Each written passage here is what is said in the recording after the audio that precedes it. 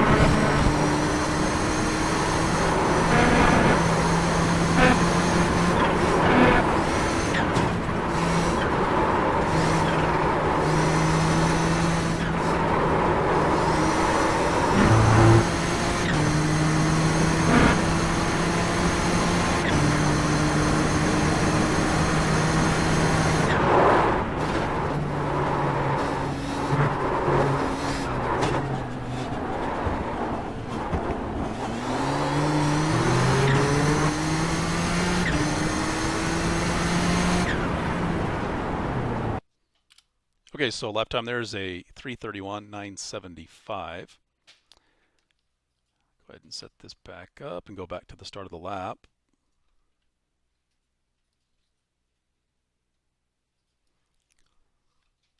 All right, so a couple of things to note before we go into this turn by turn. We have afternoon weather once again, so did my testing and setup tweaks with about 88 Fahrenheit track temp. So I like to get pretty close to about 90 for afternoon, as we're going to see about a 40-degree variance, obviously, once again, and anywhere from high 60s to the high, 110 or so, probably. So let's go ahead and get up to turn one here. Now this is similar to my setup that I made for Daytona. It's obviously all the downforce stripped out of the car, one wing, low downforce dive planes, and I think maybe just a few tweaks here and there. But I haven't changed a whole lot from what I used for Daytona. It's going to be a week of survival. I think consistency and survival, and not so much about the blazing quick lap times. You're more than likely going to lose a position or crash out of a race on your own doing. And so it's something that is definitely to kind of keep in mind. But if you don't run low downforce, where you're not going to be able to get up over 190, 191, 191 or so on the Mulsanne straight, then you're just going to be much slower. So you've got to run the low downforce. And there's some things obviously to point out. There's some risks with that, and I'll try to touch on those through the areas of the track where it's very easy to lose the car. So the car is set for corner entry. It's going to be a little bit more stable than it could be on corner entry and mid corner. Where you're mostly going to have trouble is on corner exit, getting on throttle and having throttle oversteer. And so hopefully the setup allows you to kind of get the car on the line where you want it to be. But then of course, as you come off the corners and as you're getting back to throttle, that's where you're going to, as long as you have the car positioned correctly and you're gradual with the throttle, then I think you'll be safe with that. So coming down into the Dunlop curve up into fifth gear, I like to use all of the road here to the left to open up the corner. There are kind of two braking points on this corner. The turn in to the Dunlop chicane comes up really quickly at the speed you're going here, 174 miles per hour. And as you reach the curb here for the first time, that's where you're going to start to brake the first. But the car is still turning, and this curb is fairly rough. So as the car comes up and over the curb, it's going to get unsettled a bit. So initial braking will be about 50%. And then coming off the brake is you're still turning and getting the car set up for your corner entry point, and then coming back to brakes a second time. And then again, of course, if you've used all of the curb to the right here, you're going to be ready for your turn-in point, which, like I say, comes up pretty quick. So the common mistake for this corner will be to be braking too late, and also kind of off the line and coming into the corner too fast, and you're going to spin on corner entry if you're carrying too much speed. At virtually every corner where there's a hard braking zone and your turn-in point follows, you really need to be off the brake almost completely, maybe just very, very light dragging or trail braking. Any more braking than that, and it's more likely to come around on you. So be very, very careful. You want to make sure you've got the car settled and down to speed at that turn-in point. Because again, you don't have the downforce that you typically would have in most of the tracks that we run here. So turn-in point will then happen here. You want to aim to use as much of the curbing here to the left as you can to straighten out the line through here. I could have used a little bit more. And again, on the right, modulating throttle between the chicane here and just kind of getting the car balanced and not too much throttle. And then as you come across the exit here, this is where you're likely to spin on corner exit as you're getting back to throttle. So be very, very cautious getting back to throttle here. You want to be real gradual. Even as the car straightened up here on the curbing, getting to the full throttle too soon here, I think the curbing can be a little bit slippery and you can spin here as well. So I'm a little bit more gradual even once the car is straightened up to finally get to throttle there. So let's play all of this through.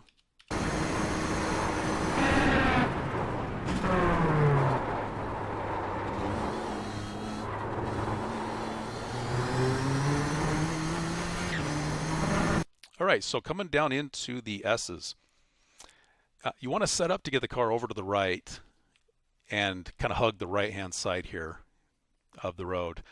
And the braking point is, I don't know, maybe about the midpoint of this straightened line here. So about 60% or so braking there. The car tends to understeer into this corner. It feels like it should turn in a little bit better, but I think I was a little late on my line here. I could have hugged that a little bit tighter, but the car just feels like it doesn't really want to turn in at that point. So keep that in mind. You might want to turn in just a little earlier, get the feel for where that is. Coming through the corner, just gradually easing back into throttle. and then hugging the right here. You want to get back to throttle and carry as much speed that's going to carry the car all the way to the left here, and you're going to run out of road really quickly. So as you're getting back to full throttle, by about this point, you want to make sure that you don't have to lift to avoid running off into the grass and the guardrail. So let's play this through.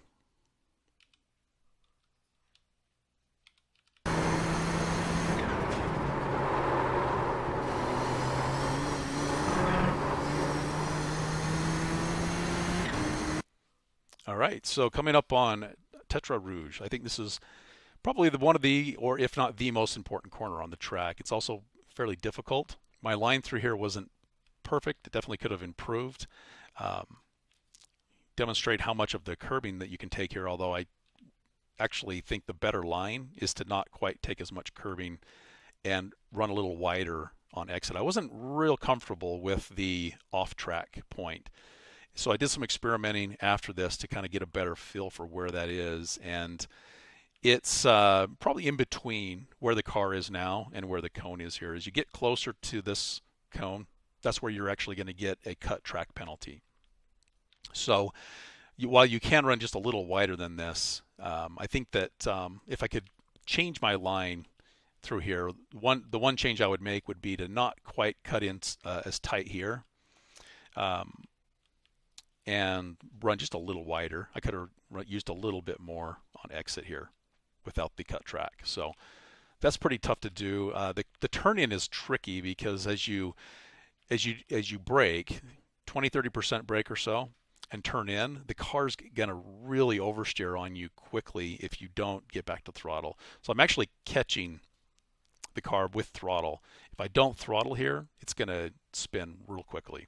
So you don't want to spend a whole lot of time off throttle as you turn into this corner. Use the throttle to kind of help steer and balance the car. But you can see that I just kind of maybe mistimed that a bit. It was safe to do. And speaking of damage, I didn't find any points on the track where I was taking damage. So I looked for that, and I used a lot of curbing and hit a lot of bumps and so forth, and didn't see any damage at all taken. So what I did is, after I do a lot of my testing, I'll go back and look at the rear chase, look at the front end of the car, and see if there's any visual damage. And I didn't see any, so nothing to point out as far as that goes. But your goal in this corner is to keep your speed up. Coming out onto the straight into your best passing zone, if you get a nice exit to this corner and you get up to speed quickly, and obviously you've got opponents ahead of you, then you can close the gap and make the pass pretty quickly here. So, and likewise, you can be passed quickly if you don't get a good exit. So you want to make sure you get a nice, good exit to the corner here. So as far as speed goes, at the break point here, we're at about 150, about 135 at the first curbing. And I don't know if we get, not much slower than 135 mile per hour there in this instance. And then getting back to full throttle by the end of the curbing here. Let's play that through one more time.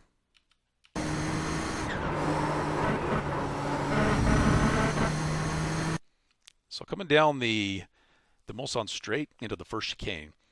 The brake point is or at least the threshold brake point is the 100 board. So you'll see about 80% braking happen by then. I start braking in between the 1 and the 2 maybe, as I kind of start to get to brakes. But the goal there should be to make sure you get to your threshold by the 100. And then as you turn in, as you're coming through these chicanes, what I found is that just consistency and keeping the speed up is the most important thing. You can take a few different lines. You can use a little more curbing here to the right, although some of the curbing I found can unsettle the car more than you would like. And as you're coming through the chicanes here, you really just want to keep it smooth and not unsettle the car too much, because a number of problems can happen that can either delay throttle. You can feel the car kind of bounce around a little bit, and if anything, just maybe focus on keeping it smooth, keeping the speed up, and finding a nice consistent line that you can take through the chicanes. And again, consistency is gonna win the race here, I think, for most of the instances where mistakes are going to be made. It's going to be time lost and positions lost because of a little mistake made here or there. So just consistency and finding a nice smooth line through is going to be real important here. You can get to full throttle by this point, and you'll notice how I kind of ease it around the exit here. On the exit, rather than turning more sharply, again, there isn't a lot of downforce. The car can still come around on you getting on throttle on exit. So I'm going to use all of the road here to just kind of real gradually ease it around carefully there, just to avoid any potential loss in traction and spinning the car. So let's play through the chicane.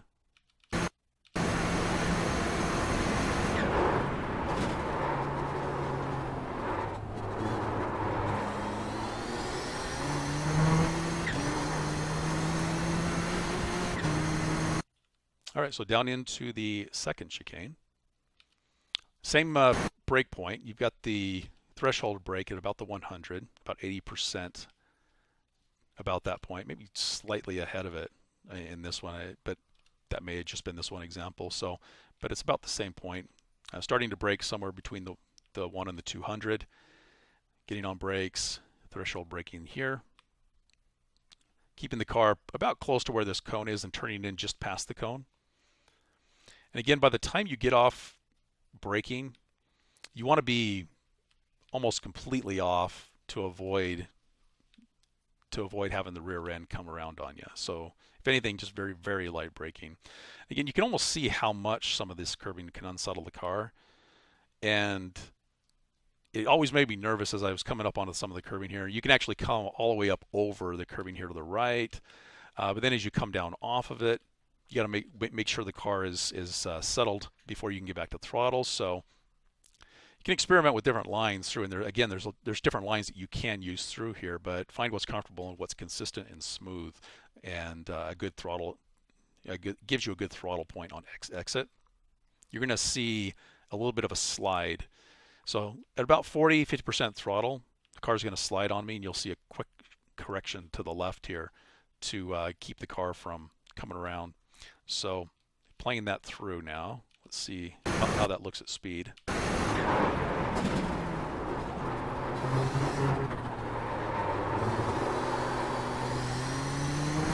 And again, on the exit of the corner, you're going to be back to throttle, full throttle, well before the last corner of the chicane, and just ease it around nice and gradually to avoid a spin on throttle on the exit.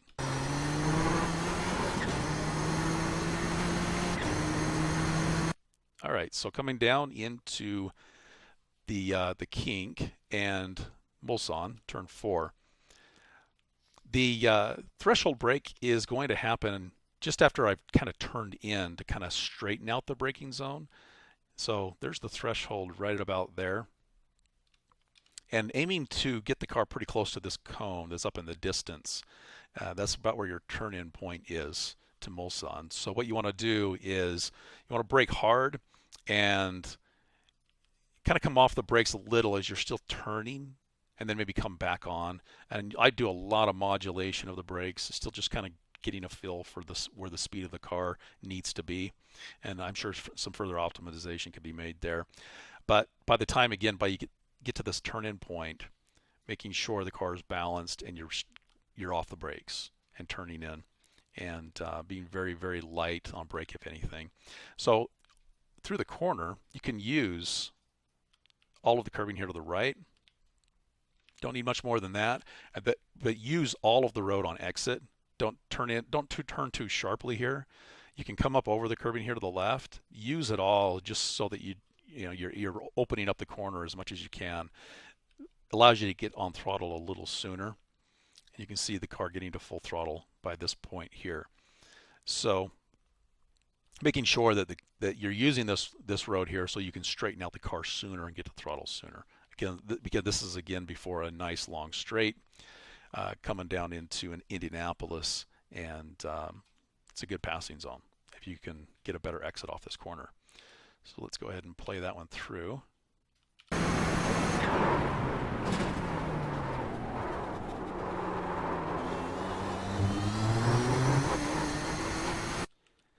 Okay, so coming down into Indianapolis, another kind of tricky braking zone. It's similar to the Dunlop curve, where I'm actually going to brake in two separate spots here.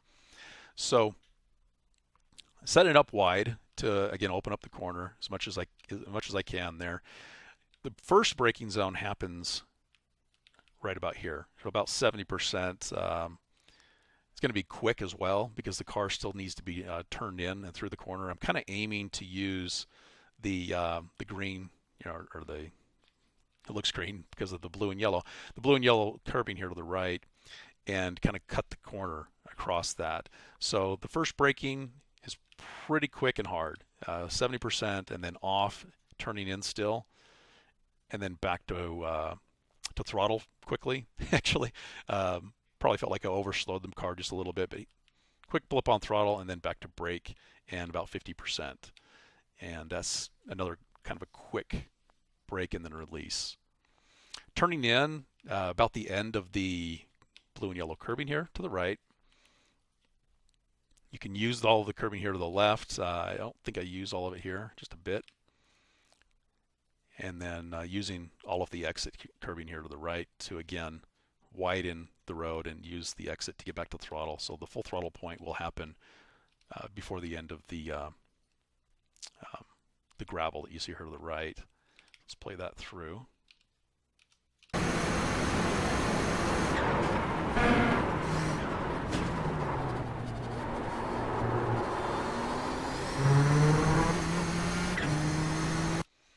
This braking zone and turn-in comes up real quickly. The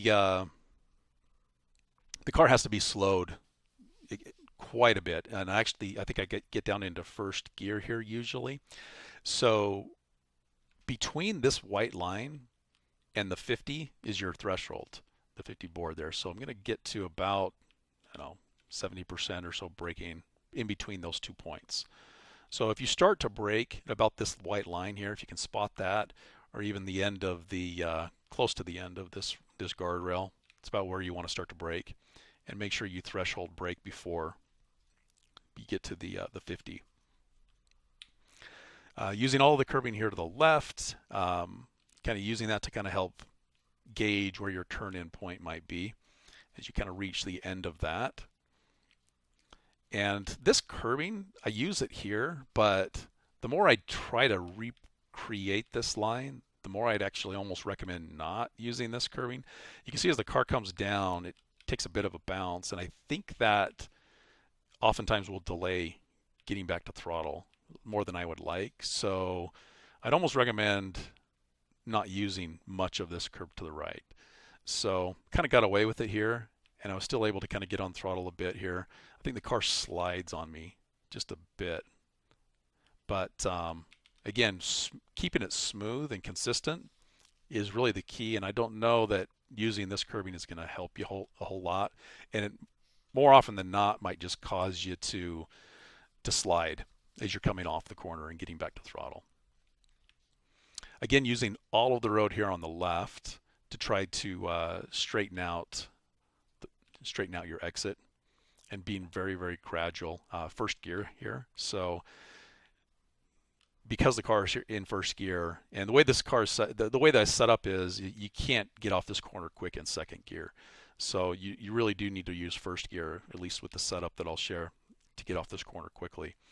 But because it's first gear, very, very dangerous getting on throttle here. So you've got to be extremely cautious and slow with it. Shifting up into second now there by that point. So let's play it through at speed. So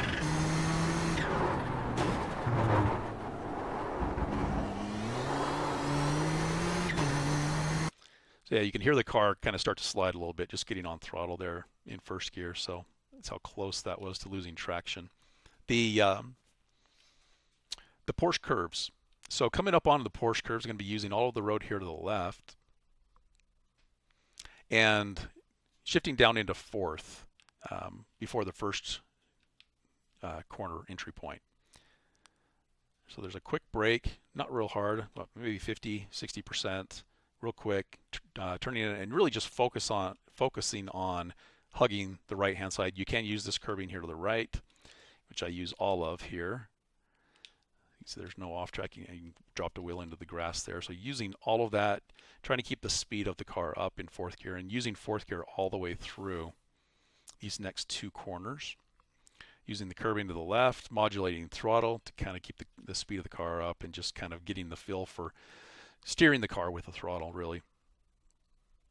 And then for the next two corners, it'll shift down into third. And again, hugging the right and just keeping the car right as long as you can to make sure that you can get through this corner. This is actually, I think, the most difficult corner as you kind of come off of the S's here, or off of the Porsche curves here. This is the most difficult. It's a little bit hard to see. You can't see the apex yet, and you really want to aim to use this curbing here to the left because there's another cut track penalty if you come too wide on exit here. I think I was pretty close to that. I don't know exactly where the spot is here, but getting close and using the curbing here to the left a little bit can help you keep your speed up and avoid running wide into this cut track penalty area. So I actually could have used a bit more curbing here. I just barely got to it. So let's play through the S's, or the Porsche curves here.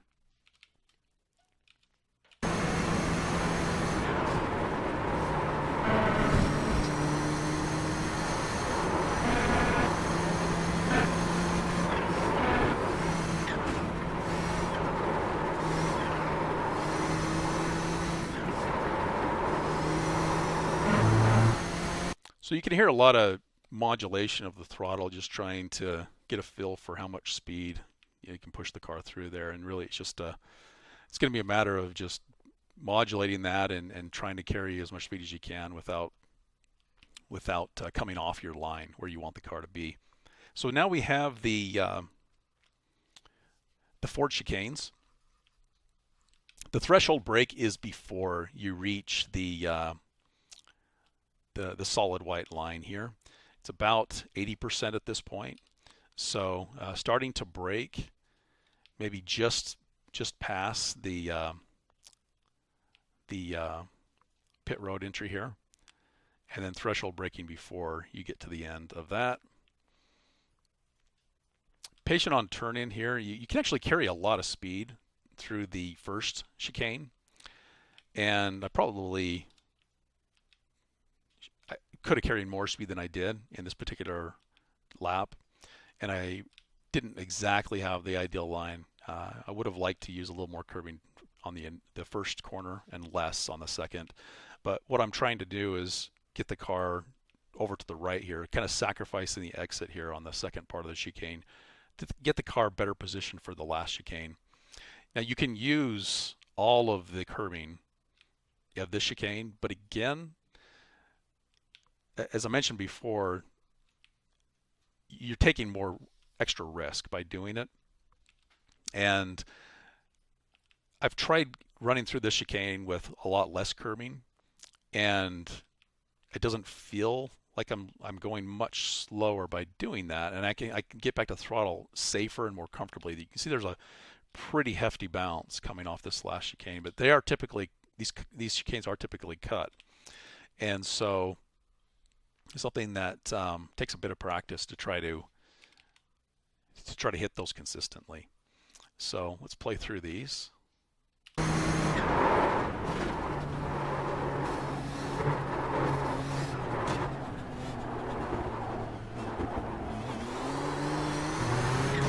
So if anything, I would actually take more curbing here in the first part of the chicane and less on the second. Less on the second so that you can get back to throttle as quickly and smoothly as you can. And as the car comes down off this curbing, you can feel it bouncing, and you can definitely feel it delay your throttle as the car wants to slide as you're getting back to throttle here. So being very, very gradual, obviously, to avoid spinning on the exit there. So anyway, that is a lap of Circuit de la Sarthe. Hope this is helpful. I'll talk to you later.